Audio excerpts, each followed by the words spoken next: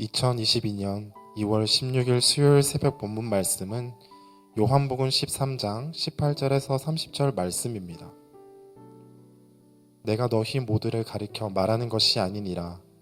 나는 내가 택한 자들이 누구인지 알미라. 그러나 내 떡을 먹는 자가 내게 발꿈치를 들었다 한 성경을 응하게 하려는 것이니라. 지금부터 일이 일어나기 전에 미리 너희에게 일러둠은 일이 일어날 때 내가 그인 줄 너희가 믿게 하려 함이로라. 내가 진실로 진실로 너희에게 이르노니 내가 보낸 자를 영접하는 자는 나를 영접하는 것이요 나를 영접하는 자는 나를 보내신 이를 영접하는 것이니라. 예수께서 이 말씀을 하시고 심령이 괴로워 증언하여 이르시되 내가 진실로 진실로 너희에게 이르노니 너희 중 하나가 나를 팔리라 하시니 제자들이 서로 보며 누구에게 대하여 말씀하시는지 의심하더라. 예수의 제자 중 하나 곧 그가 사랑하시는 자가 예수의 품에 의지하여 누웠는지라. 시몬 베드로가 머리짓을 하여 말하되 말씀하신 자가 누구인지 말하라 하니 그가 예수의 가슴에 그대로 의지하여 말하되 주여 누구니이까. 예수께서 대답하시되 내가 떡 한 조각을 적셔다 주는 자가 그니라 하시고 곧 한 조각을 적셔서 가룟 시몬의 아들 유다에게 주시니 조각을 받은 후 곧 사탄이 그 속에 들어간지라. 이에 예수께서 유다에게 이르시되 내가 하는 일을 속히 하라 하시니 이 말씀을 무슨 뜻으로 하셨는지 그 앉은 자 중에 아는 자가 없고 어떤 이들은 유다가 돈 괴를 맡았으므로 명절에 우리가 쓸 물건을 사라 하시는지 혹은 가난한 자들에게 무엇을 주라 하시는 줄로 생각하더라. 유다가 그 조각을 받고 곧 나가니 밤이러라. 아멘. 성도 여러분 반갑습니다. 2022년 또 2월 16일 오늘 이 하루도 먹든지 마시든지 하나님의 영광을 위하여 사는 저와 여러분 되었으면 좋겠습니다. 오늘 함께 나눌 말씀의 제목은 예수님께 발꿈치를 든 사람입니다. 어제 예수님은 요한복음 13장을 시작하면서 세상에 있는 자기 사람들을 사랑하되 끝까지 사랑하시니라 이렇게 말씀을 시작하셨습니다. 끝까지 사랑하신 그 증거가 있죠. 바로 제자들의 발을 일일이 씻어주시고 닦아주신 것입니다. 그리고 또 하나 예수님이 끝까지 사랑하신 증거가 있습니다. 그래서 오늘 본문에 나오는 가롯 유다와의 관계에서 나옵니다. 예수님께서 끝까지 사랑하셨다라고 할 때 그 끝에 누가 있냐면 가롯 유다가 있어요. 예수님을 팔고 예수님을 배반한 가롯 유다까지 사랑할 수 있다면, 사랑하신다면 진짜로 끝까지 사랑하신 것이 맞죠. 예수님은 어떻게 유다를 사랑하셨을까요? 예수님이 이 가룟 유다를 사랑하신 증거가 어디에 있을까요? 자, 먼저 예수님이 유다를 사랑하신 가장 강력한 증거 중에 하나가 뭐냐면 이 유다를 예수님이 당신의 제자로 선택하셨다는 거예요. 예수님께서 누군가를 당신의 제자로 선택하실 때 기준이 뭘까요? 어떤 그 사람의 성실함, 그 사람의 어떤 사회적인 신분, 외모 아니죠. 예수님께서 누군가를 당신의 제자로 부르실 때 그 근거는 다만 사랑이라고 말씀합니다. 우리 신명기 7장 8절에 있는 말씀을 같이 한번 읽어볼까요? 시작. 여호와께서 다만 너희를 사랑하심으로 말미암아 또는 너희의 조상들에게 하신 맹세를 지키려 하심으로 말미암아 자기의 권능의 손으로 너희를 인도하여 내시되 너희를 그 종 되었던 집에서 애굽 왕 바로의 손에서 속량하셨나니. 이 세상에 얼마나 많은 민족이 있고 얼마나 많은 나라가 있는데 그렇게 약하디 약한 이스라엘을 하나님이 선택하셨단 말이죠. 제사장 나라로. 땅덩어리가 큰 것도 아니고 민족적인 특징이 뚜렷한 것도 아니고. 왜 그랬을까? 왜 이스라엘을 선택하셨을까? 신명기에서 모세의 입을 통해 말씀하시는 설명은 이겁니다. 따라서 하실래요? 다만 사랑하심으로 말미암아. 왜 시몬 베드로를 선택하셨을까? 갈릴리 어부 출신의 베드로를 다만 사랑하심으로 인하여. 보아너게 야고보와 요한이죠. 성격이 얼마나 불같은지 우레의 아들. 그런데 야고보와 요한을 예수님이 제자로 선택하신 이유? 다만 사랑하심으로 인하여. 왜 가룟 유다를 선택하셨을까요? 다만 사랑하심으로 말미암아. 맞죠? 예수님이 유다를 사랑하신 증거가 바로 여기 있습니다. 예수님이 유다를 당신의 제자로 선택하신 것이죠. 여러분, 내가 예수님께 사랑받고 있다는 증거가 뭘까요? 내가 예수님께 사랑받고 있다는 가장 강력한 증거는 바로 내가 예수 믿는 하나님 나라의 백성이 된 겁니다. 여러분, 성도라는 게 되고 싶다고 아무나 다 되나요? 그냥 교회 가서 등록하고 그러면 다 성도 되는 건가요? 아니죠. 자, 우리 요한복음 15장 16절 말씀 보십시다. 시작. 너희가 나를 택한 것이 아니요 내가 너희를 택하여 세웠나니 이는 너희로 가서 열매를 맺게 하고 또 너희 열매가 항상 있게 하여 내 이름으로 아버지께 무엇을 구하든지 다 받게 하려 함이라. 너희가 나를 택한 게 아니에요. 제가 예수님 택한 거 아닙니다. 예수님이 나를 택해 주신 거죠. 그래서 내가 성도가 된 거죠. 우리가 예수 믿기로 결정해서 예수 믿은 게 아니고요. 주님이 저와 여러분을 성도로 택하여 주셨기에 우리가 성도가 된 겁니다. 우리 갈라디아서 1장 15절 말씀도 읽어보겠습니다. 시작. 그러므로 내 어머니의 태로부터 나를 택정하시고 그의 은혜로 나를 부르신 이가. 자, 하나님이 나를 언제부터 선택해 주셨대요? 어머니의 태로부터. 이 말이 무슨 말이죠? 그러니까 내가 얼마나 선하냐, 내가 얼마나 의로우냐, 내가 얼마나 뭘 잘했냐, 내가 얼마나 뭘 이뤘냐를 따지고 나서 나를 선택해 주신 게 아니라는 겁니다. 어머니의 태로부터 나를 선택하셨다는 것은 나를 선택해 주신 그 근거가, 그 기준이 은혜라는 거예요. 다만 사랑하심으로 말미암아 나를 선택해 주셨다는 거예요.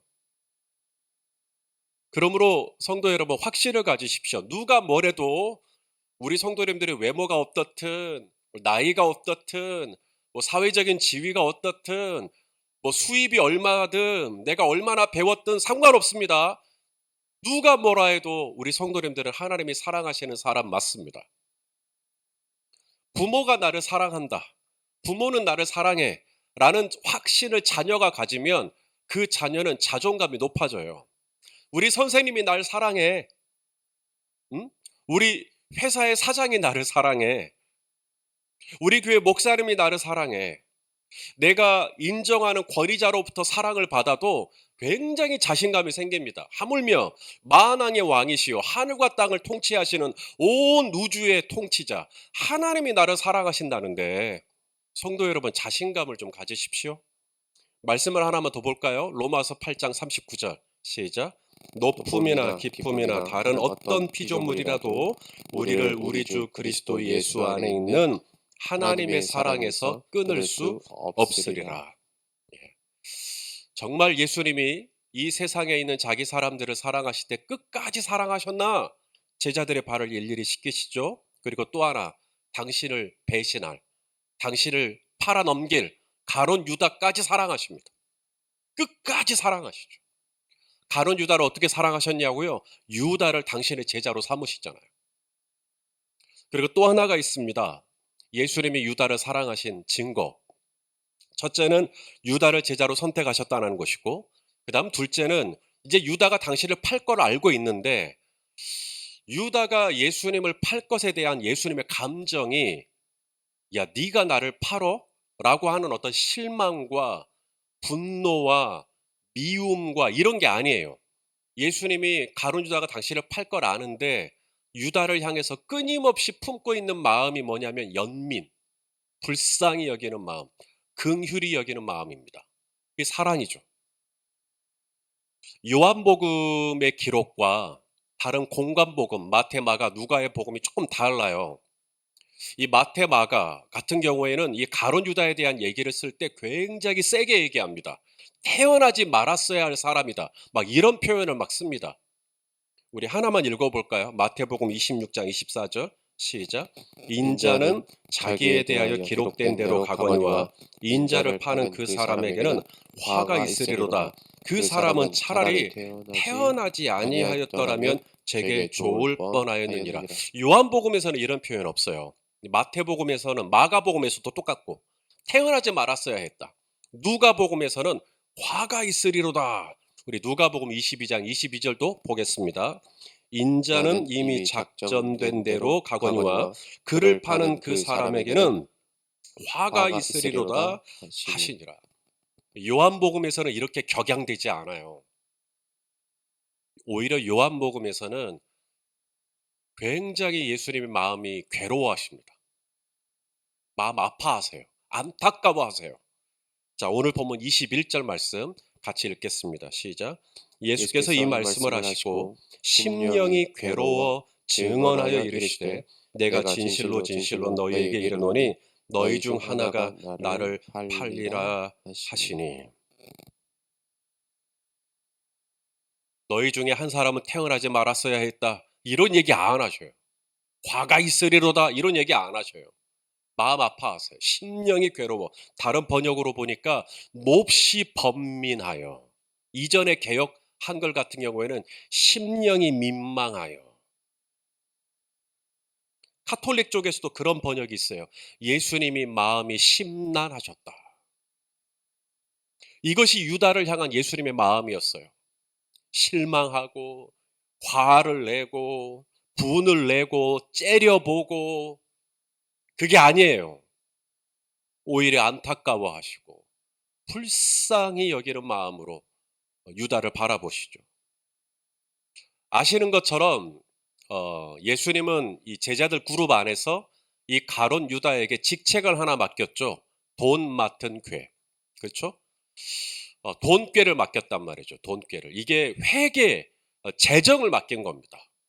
누군가에게 재정을 맡긴다는 거 여러분 아무에게나 할 수 있나요? 여러분이 가지고 있는 고가 통장의 열쇠를 아무에게나 막 툭툭 줄 수 있어요? 절대 그럴 수 없죠.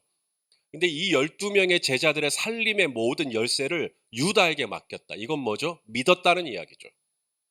그럼 믿은 거지 사랑한 거 아니지 않느냐? 그렇게 생각하셔요? 믿는 것과 사랑하는 것은 별개라고 생각하세요? 저는 제 아내를 사랑해요. 그런데 저는 제 아내를 믿지 않아요. 어떻게 생각하셔요? 제 아내가 저한테 여보 난 당신 믿어. 근데 난 당신을 사랑하진 않아. 어떻게 생각하세요? 말이 안 맞죠? 믿는 것과 사랑하는 건 분리되는 게 아닙니다. 이게 하나예요. 예수님이 유다에게 돈꾀를 맡기고 그렇게 그를 신뢰했다라는 것은 유다야, I love you. 나 너 사랑해. 라는 메시지죠. 그래서 사랑장이라고 알려져 있는 고린도전서 13장 7절에 사랑을 이렇게 얘기합니다. 읽어보시죠. 사랑은 모든 것을 참으며 모든 것을 믿으며 모든 것을 바라며 모든 것을 견디느니라. 예수님은 유다를 사랑하셨어요. 유다를 당신의 제자로 선택하셨고요. 그리고 유다에게 가장 중요할 수 있죠. 가장 큰 것일 수도 있고요. 회개를 맡기셨습니다. 여기서 이것이 끝이 아닙니다. 예수님의 유다를 사랑한 증거는 또 나와요. 예수님이 얼마나 이 가룟 유다를 사랑하셨나. 오늘 본문을 보시면 예수님께서 떡을 떼며 유다에게 건네줘요. 떡을 떼며 유다에게 건네줘요. 여러분 이게 굉장히 의미심장한 행동이에요. 왜냐하면 너희 중에 하나가 나를 팔리라. 그러니까 요한이 누군데요? 내가 떡을 떼서 주는 자가 그다. 이렇게 말씀하셨어요. 그러니까 지금 떡을 떼서 유다에게 준다라는 것은 지금 가룟 유다가 나를 팔자라는 이야기가 되는 겁니다. 그래서 떡을 떼서 유다에게 주면서 이렇게 말하는 거죠. 유다, 너 나 팔 거지? 이렇게 말하지 않아요, 예수님은. 자, 그러면 뭐라고 하는가? 27절 말씀을 우리 한번 같이 읽겠습니다. 시작. 조각을 받은 후 곧 사탄이 그 속에 들어간지라. 이에 예수께서 유다에게 이르시되 네가 하는 일을 속히 하라 하시리니. 예수님은 유다가 당신을 팔 거라는 거 알아요. 그런데도 유다에게 너 나 팔 거지 이런 얘기 안 하십니다. 다른 제자들 앞에서요. 예수님은 그냥 떡을 떼서 유다에게 줄 뿐이고 유다에게 네가 하고자 하는 일이 있지 그거 해라. 이렇게만 얘기하십니다. 애둘러서 얘기하셔요. 그러니까 제자들 중에 아무도 그걸 눈치챈 사람이 없어요. 오늘 본문 28절도 보세요. 아무도 몰라요, 그것을. 읽어보시죠. 시작. 이 말씀을 무슨 뜻으로 하셨는지 그 앉은 자 중에 아는 자가 없어요. 없고 베드로도 눈치 못 채요. 요한도 눈치 못 챘어요. 마태도 눈치 못 챘어요. 빌립도 눈치 못 챘어요. 예수님은 유다를 꼭 집어서 유다 네가 나를 팔 거라고 말하지 않아요. 애둘러요. 아무도 눈치 못 채게 하셔요. 이게 뭘까요? 유다에게 기회를 주고 있는 겁니다. 기회를 주는. 예수님은 이미 요한복음 안에서도 굉장히 여러 번 유다에게 기회를 줘요. 요한복음 6장 64절에 이렇게 이미 예고하셨습니다. 읽어보시죠. 시작. 그러나 너희 중에 믿지 아니하는 자들이 있느니라 하시니 이는 예수께서 믿지 아니하는 자들이 누구며 자기를 팔 자가 누구인지 처음부터 아심이로라. 너희 중에 믿지 아니하는 자들이 있느니라. 그가 누군지 예수님은 알아요. 지금 가룟 유다를 얘기하고 있는 거예요. 유다가 지금 내 얘기하는 거구나. 이때 딱 눈치채고 돌이켰다라면 어땠을까? 또 요한복음 13장 10절에 예수님이 이렇게 말씀하시죠. 읽어보시죠. 예수께서 이르시되 이미 목욕한 자는 발밖에 씻을 필요가 없느니라. 온몸이 깨끗하니라. 너희가 깨끗하나 다는 아니니라. 할 때 찔렸으면 얼마나 좋았을까요? 어이구, 내 얘기하는구나. 너희가 다 깨끗하지만 한 사람은 아니다. 내 얘기하는구나. 이때 돌이켰다라면 어땠을까요? 근데 유다는 돌이키지 않아요. 그 다음 또 18절에 오늘 본문 18절에 한 번 더 말씀하십니다. 시작. 내가 너희 모두를 가리켜 말하는 것이 아니니라. 나는 내가 택한 자들이 누구인지 알미라. 그러나 내 떡을 먹는 자가 내게 발꿈치를 들었다 한 성경을 응하게 하려는 것이니라. 내 떡을 먹는 자가 내게 발꿈치를 들었다 한 성경. 이게 어디죠? 성경 어디죠? 네, 시편입니다. 시편 46편 9절에 있는 말씀이에요. 우리 시편 41편 9절을 한번 읽어볼까요? 시작. 내가 신뢰하여 내 떡을 나누어 먹던 나의 가까운 친구도 나를 대적하여 그의 발꿈치를 들었나이다. 시편 41편은 다윗의 시입니다. 이 다윗이 나와 함께 떡을 나눠 먹던 내가 신뢰하던 내 친구가 발꿈치를 들었다. 나를 배반했다. 여기서 말하는 다윗과 함께 떡도 나눠 먹었던 다윗에게 친구와 같았던 이가 누굴까? 시편 41편에 다윗은 그의 실명을 말하진 않아요. 하지만 학자들은 눈치를 챘어요. 아히도벨을 의미하는 겁니다. 아히도벨은 다윗의 모사예요. 다윗의 상담가라고 할까요? 다윗의 책략가라고 할 수가 있어요. 이 아히도벨이 어려울 때 다윗이 품어줬어요. 살려줬어요. 그래서 아히도벨은 다윗 옆에서 충성스러운 친구가 됩니다. 다윗과 함께 떡을 나누고 왕과 함께 한 상에서 떡을 먹는다니. 아히도벨에게 그런 특권이 주어졌었어요. 그리고 다윗은 아히도벨과 함께 상의하고 아히도벨의 생각을 듣는 걸 참 기뻐했어요. 아히도벨을 많이 의지했죠. 그런데 이 아히도벨이 다윗의 아들 압살롬이 반역을 하자 아히도벨이 압살롬 쪽으로 가버립니다. 배반하는 거죠. 다윗이 아히도벨이 압살롬 쪽으로 갔다는 얘기를 듣고 무서워해요. 아히도벨이 굉장히 영리한 사람이니까. 그래서 하나님께 기도합니다. 다윗이 하나님, 아히도벨의 책략, 아히도벨의 지혜, 아히도벨의 어떤 아이디어를 무력화시켜 주십시오. 이렇게 기도합니다. 아니나 다를까 압살롬에게 이런저런 제안을 했어요. 아히도벨이. 그런데 압살롬이 아히도벨의 이야기를 안 듣는 거예요. 그래서 아히도벨이 자존심이 상하니까 나가서 목매달아 죽어버립니다. 꼭 누구처럼.